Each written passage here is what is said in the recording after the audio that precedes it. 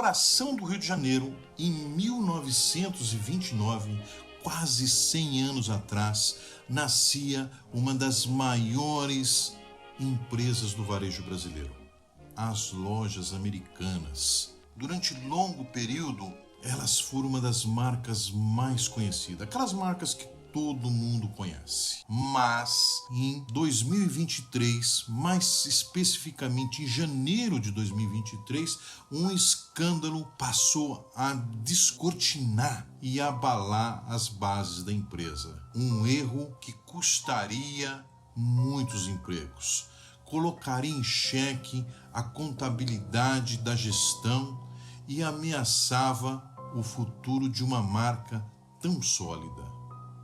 Mas como chegamos aqui? Qual é o futuro das Americanas? É o que nós vamos discutir hoje. Meu nome é Levi Jimenez e esse é o quadro Analisando Gigantes.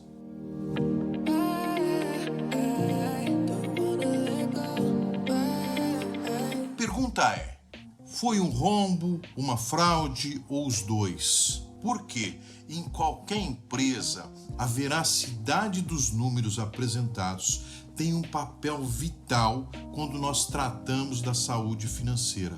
Um erro, uma ocultação, uma distorção nas métricas ou números distorcidos no balanço podem colocar um negócio sólido em estado de emergência. E em pouco tempo, esse erro pode prejudicar o negócio como um todo. E o erro que ocorreu nas Lojas Americanas se provaria como um dos maiores e mais devastadores que nós já vimos no varejo brasileiro. As alterações na contabilidade mascararam por algum tempo a real situação das empresas. Mas que tipo de manobras foram essas? Foram diversas. Eu vou dizer algumas aqui.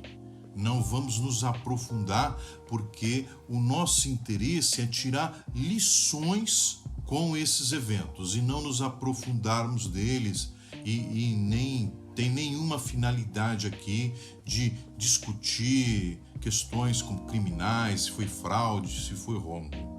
O que nós sabemos foi o que a gente chama de contabilidade criativa, que é uma prática que envolve o uso de técnicas e manipulações contábeis para apresentar uma imagem financeira mais favorável da empresa do que aquela realidade que apresenta, aquela realidade que está no dia a dia, que às vezes até as pessoas sentem, percebem, olha, estamos faturando muito, mas cadê o dinheiro? Tem algumas coisas que acontecem e essas coisas não estão expressas lá no balanço, nas demonstrações contábeis da empresa.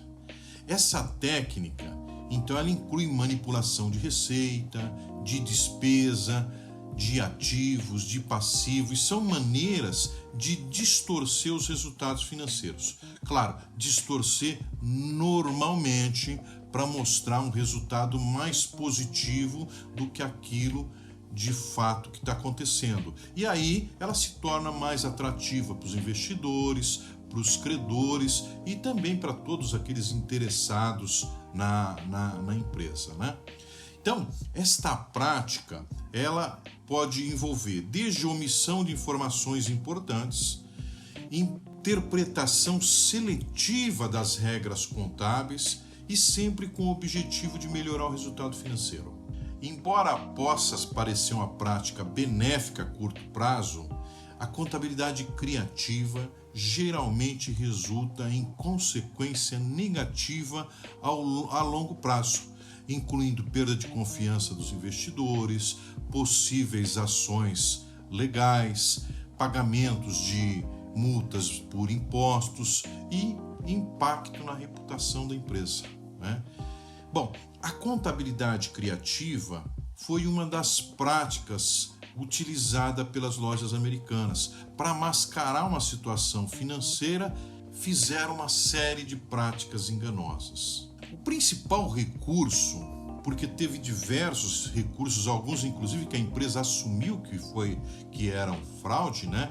Foi o chamado risco sacado. Como é que funciona isso? A empresa compra do fornecedor e paga com empréstimo bancário. Depois paga para o banco, né? E no caso ela pagava para o banco, mas não considerava os juros. Com isso, com o passar dos anos, gerou aquele primeiro grande rombo que se falou em 20 e que acabou chegando a 41,2 bilhões, porque tinha outras irregularidades. Gente, com isso, teve que entrar em recuperação judicial, ou seja, a empresa se proteger dos seus credores. E aí, 16 mil pessoas foram prejudicadas. Bancos, empresas, pessoas físicas e pequenos investidores que eram donos de 54% das ações. 54% das ações perderam 80% do valor, ou seja, viraram pó da noite para o dia. E para o nosso caso aqui, que nós somos um canal bastante preocupado com os pequenos e médios, né? 109 milhões desse rombo afetavam pequenas e médias empresas, que da noite para o dia, muitas fecharam. E aí, quais são as lições aprendidas dessa situação da Americanas, né? O que o caso da Americanas nos leva a refletir e aplicar nos nossos negócios? E a principal pergunta é: como é que nós podemos evitar que algo parecido ocorra nas nossas empresas? Como é que a gente pode tomar medidas de proteção dos nossos negócios? Eu sei que muitos de vocês devem estar pensando que esse tipo da fraude, né, essa fraude, acontece somente com grandes empresas, ou que essas operações, esse tipo de operação só acontece no varejo. Acontece que muitos de nós não estamos no dia a dia das empresas. Nós delegamos isso a profissionais que podem estar utilizando expedientes da contabilidade criativa para inflar os números, para nos mostrar números para nós, para os bancos, para todos os envolvidos, números melhores que de fato são, né? Ou seja, bateram as metas, vão receber premiação. Essa normalmente é uma das maiores intenções dos executivos, daqueles que tocam as empresas, ao inflar os números, ao manipularem os números. Às vezes, meus amigos e minhas amigas, os números são maquiados para simplesmente os profissionais acharem que são mais competentes que são, ou seja, maquiar determinado resultado para nós pensarmos que eles são mais competentes, são melhores em termos de resultado do que são. Ou seja, não tem um resultado para entregar e manipulam os números para entregar um resultado fictício, um resultado criativo. E eu sempre falo nas minhas palestras, em aula, em bate-papo com os amigos, que a gente precisa tomar muito cuidado, porque as pessoas sempre falam aquilo que a gente quer ouvir.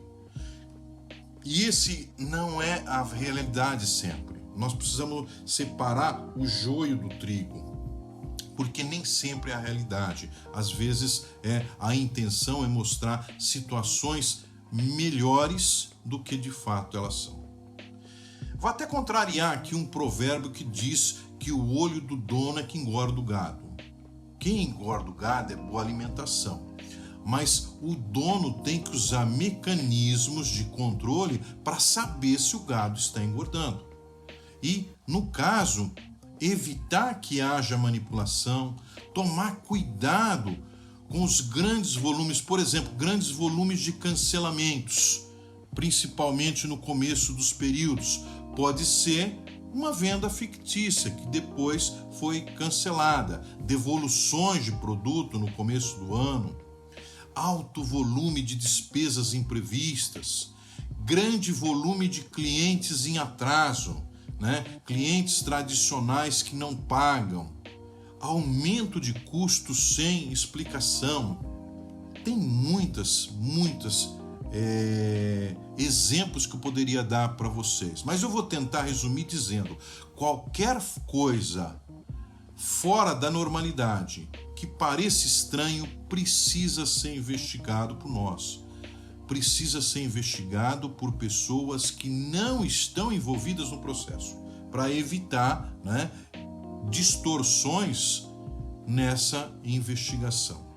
E voltando à centenária Americanas, dentro de alguns anos ela faria 100 anos, uma empresa símbolo de robustez num mercado, num nicho de mercado tão complexo, o varejo. Eu inclusive fui investidor da Americanas por um longo tempo, ganhei dinheiro com as ações da Americanas e agora carregam essa mácula em sua história, onde a fraude talvez seja associada ao nome. Sempre que alguém falar de Americanas, vai lembrar de uma fraude que deixou muitas pessoas em situação desconfortável, empresas que quebraram, investidores que viram suas ações virarem pó.